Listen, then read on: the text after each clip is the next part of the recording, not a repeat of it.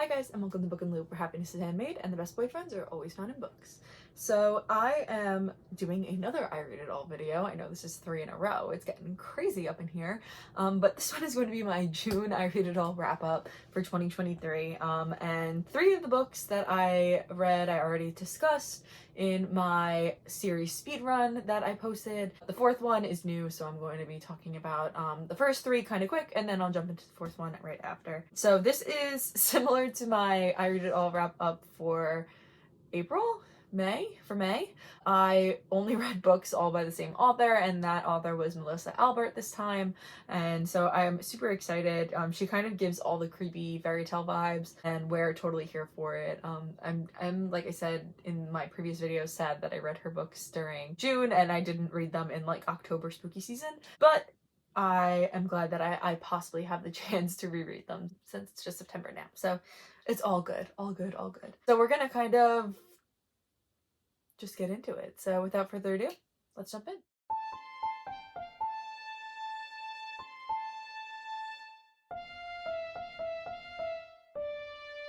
So if you watched my previous I Read It All series speedrun video, you know that the first 3 books that I read in June are going to be the Hazelwood series by Melissa Albert. So this series, there's 2 books and like one that like is kind of part of the series but could be a standalone.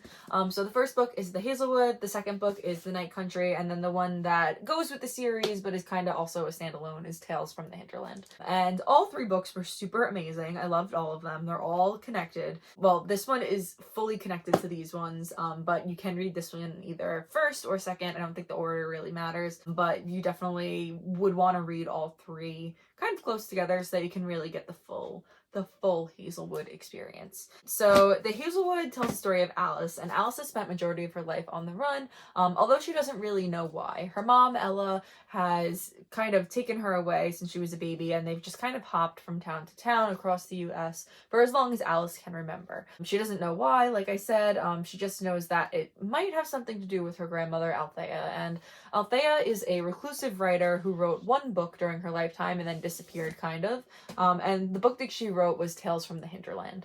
And Tales from the Hinterland is a collection of short fairy tales, and the one thing they all have in common is that they're super, super creepy. Like, think like Brothers Grimm before it got like totally wiped clean and safe for children by Disney. So in the Hazelwood, like I said, Alice and her mom Ella kind of keep hopping from town to town until they hear that Althea, who is Alice's grandmother, has passed away. And Ella kind of says, all right, it's time, we can settle down, we don't have to worry about constantly being on the run anymore. But she might have spoke too soon, because the second that they settle down, and Ella gets married and Alice kind of settles into her new life in New York City, things start to go wrong. And she comes home from school one day to find that Ella is missing. Somebody has trashed the apartment that they live in. She finds 1 piece of paper on her bed, and she opens the paper to see it is 1 page from Tales from the Hinterland, and it is the story of Alice 3 times. And Alice kind of wonders whether or not she was named for Alice 3 times. She's never read the book, she's never seen the story, so she decides to turn to one of her classmates that has read the book and has constantly said how much he loves it to her, and that is Ellery Finch. So she goes to Ellery Finch's house, and Ellery admits that he kind of had a feeling that the Hinterland was a real place. And it might explain why there's so many weird things going on around Alice. So determined to kind of get her mom back, Alice decides that her and Ellery are going to try and figure out if the Hinterland really is a real place. And they're going to travel up to the Hazelwood, which is where Althea lived, to kind of figure out exactly what's going on and why all of a sudden all of these strange things are happening around Alice. It really was such an amazing book. I really, really loved it. I would describe it as kind of like a fairy tale thriller. It was just kind of like the perfect blend of like magical meets creepy, and I really wound up loving it a lot. So I definitely recommend the Hazelwood. I just really like, I really loved it a lot. I mean, like, look how gorgeous that cover art is. It's just absolutely beautiful. With like gold foiling. Beautiful masterpiece. And the second book for the Hazelwood is called The Night Country, and The Night Country takes place 1 year after the Hazelwood, and I think that it had a little bit of a slower start than the Hazelwood did, but I did think it picked up about like a quarter of the way through the story. I'm not going to talk too much about The Night Country because it does spoil a lot of things for the Hazelwood, so I'm just going to say that the series is totally worth reading, and I really loved it a lot. I thought it was absolutely amazing. I think that this is the right time of year to read it. It's like spooky season, perfect vibes. Anything by Melissa Albert is like perfect for spooky season. So, and then you have, of course, the Tales from the Hinterland, and it's just as it describes in the book, a green hardcover with the gold foiling on the front, Tales from the Hinterland. It's just, they really did a good job of creating the book that they describe in the Hazelwood and turning it into a real thing. And you get to really get to understand and know the stories that they talk about all the time in here, like Alice 3 times, Twice Killed Catherine, all the different stories that are brought up in the Hazelwood books, you get to finally read in Tales from the Hinterland. So I really think that this was a really great combination read. I don't think it matters what you read first. I read the Hazelwood first and then the Night Country and then I read Tales from the Hinterland, but I did recommend that somebody pick up Tales from the Hinterland just because they kind of like those like creepy vibes. This is like, you're getting the creepiest of the creepy vibes in this book. It's 12 short stories. They're about like 10 to 20 pages each, and they're super, super creepy. Like, I'm talking really creepy. I really think that Melissa Albert did a really good job of capturing those like traditional fairy tales. It's just, you get a lot of the characters and you get a better idea of exactly what was going on in the hinterland. So I think that this was really great. The 2 stories, and I talked about them kind of more in depth in my series speedrun for this series, but the 2 stories that kind of left like a really big lasting impression on me because they were like just so creepy were The Skinned Maiden and The Night Woman. And my favorite story in this was Ilsa Waits, and Ilsa Waits, you kind of get like a really good look at that story in The Night Country. So I think that this was a really great series. I think it was amazing. I'm sorry, I know I'm talking fast, but I'm just that passionate and fired up about this series, and I did make a big long video about it already, so I kind of wanted to get through this fast so that I can then focus on our next book. And I just wanted to mention that my copy of the Hazelwood I had for a while before I read it. I wound up getting it in a Goodreads giveaway, and I didn't really have time to read it at the time that I wound up receiving it. So it sat on my shelf for a while, and then when I saw that I was going to get to read it before I read it all, I was so excited because I was like, I already own this. This is amazing. Perfect. So I was able to tab it, and I really missed reading a physical book, so it was great. And then I had the Hazelwood for a while, and then when I got like halfway through, I ran to the store and I bought the other 2 books because it was just that good. So I definitely recommend The Hazelwood by Melissa Albert, especially if you have those teens that are like super into like horror, thriller, like spooky stuff. So I think that it's really great. So Hazelwood by Melissa Albert, beautiful. So the next book that I read by Melissa Albert, I was super excited going into it because it wound up being one of my coworkers' favorite books that he had read.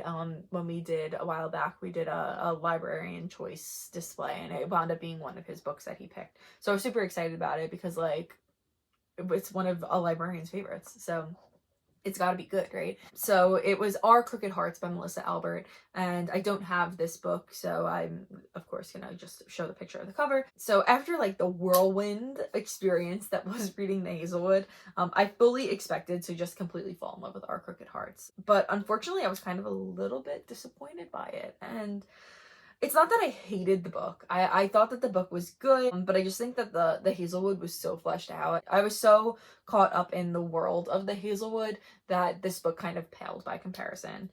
And I think it could have been good had I read that one first because it has like all the things I love. But I just think that the Hazelwood stood out so much more to me. I couldn't help but kind of be like just slightly disappointed by it. So Our Crooked Hearts follows 2 timelines. The first follows Ivy, who, coming home from a party one night with her now ex-boyfriend, they almost run over this naked woman in the middle of the street. And this is how the book opens. Like literally, like this is like the opening scene in the book. The woman is like standing in the middle of the road, and then Ivy and her ex-boyfriend kind of like swerve to not hit her, and the woman like runs off into the woods, and kind of just like concerned over the safety of this woman, Ivy and her ex-boyfriend jump out of the car to go see what's going on. And she's kind of surprised when the woman knows her name. Ivy's pretty sure she's never met her before in her life, but for whatever reason the woman seems to know her. And this is just the first weird thing to happen that summer. Ivy's like not overly close with her mother. Things kind of get like stranger and stranger, and she kind of feels like they're all centered around her mother. So she kind of digs a little bit into her mother's past to find out like what exactly it is that her mother is hiding from her. So then that's where the 2 timelines come in. So the story kind of jumps back and forth between like Ivy in the present and then her mother in the past. And the book was just like creepy, and it did a really good job of like sending chills down my spine, but there were definitely times that it felt a little bit too heavy almost, like the writing was just a little heavy-handed. I would definitely say that I would classify this book as like a paranormal thriller. It gave me like The Craft vibes, if you've seen that movie. But it's funny because the book actually mentions the movie at one point, and I was like, oh yeah, like, yeah, makes sense. Way more people that I've seen have loved Our Crooked Hearts more than they loved The Hazelwood, and I just didn't feel the same way. And it's not that I didn't like the book. I thought that the book was great. I thought that the dynamic between Ivy and her mother, and kind of getting that, like, how the past kind of catches up with us, and like that like whole like supernatural witchy thing, like I thought that it was all really great. I really wound up liking that. I just felt like The Hazelwood for me was better, and I don't know if it's just because, like, I don't know why. But that was just my own personal feelings on it. But I do think that all of them are worth the read. She does have a new book coming out in February, and it's going to be another like horror thriller paranormal kind of story. And I'm thinking I'll probably read it, even though, like, I don't know, normally like these types of stories aren't really my vibe. Like, I don't really like go for the horror books. I'm usually more of like a fantasy, or like even like a romantasy kind of person. Horror usually freaks me out too much. I mean, like when I was reading Tales from the Angel Wind, I couldn't read it at night, and I had to like keep the lights on sometimes because I was so freaked. But like, I think that her writing is just that good that it doesn't matter. Like, I'll read it anyway because I think that her writing's really good. So I definitely recommend all of the Melissa Albert books. I think she's amazing. So I'm super excited. I think that it was a great read for me, and I really enjoyed it. So that being said, that catches us up to the present day for I Read It All. I don't have any more stories that I've missed. I've caught us up to present day, and I'll be starting the Becky Albertalli gauntlet, as I've been taking to calling it. I already have What If It's Us. I've had it for a long time, so I'm finally gonna read that, and then from there I will read the rest of her books. So I think it's gonna be good. I mean, I read Simon versus the Homo Sapiens Agenda by her when I was in high school, and I liked her writing a lot. I just haven't had a chance really to read any more of her books, just because I just haven't like picked up more of her books. So I'm excited. Like, this one I mainly picked up because it's co-written with Adam Silvera, and I love Adam Silvera. I met him in person a while ago, and he was great. So anytime he has a book, I'm always like, I have to read his book. Anyway, so yes, next will be What If It's Us by Becky Albertalli and Adam Silvera, and then I will jump into the rest of the Becky Albertalli books, and I think that it's going to be great. I'm super excited about it. I think we're going to have lots of fun. So that's going to be all from me. Those are the 4 books that I read in June for I Read It All. I will be coming back with I Read It All in September, and I'm super excited, so I think it's going to be great. So thank you guys so much for watching. I hope you enjoyed. I hope you will go and pick up the Hazelwood series as well as Our Crooked Hearts. Perfect spooky season vibes books. They're impeccable, amazing, and gorgeous, downright gorgeous. So that's going to be all from me. Thank you so much for watching, and happy reading.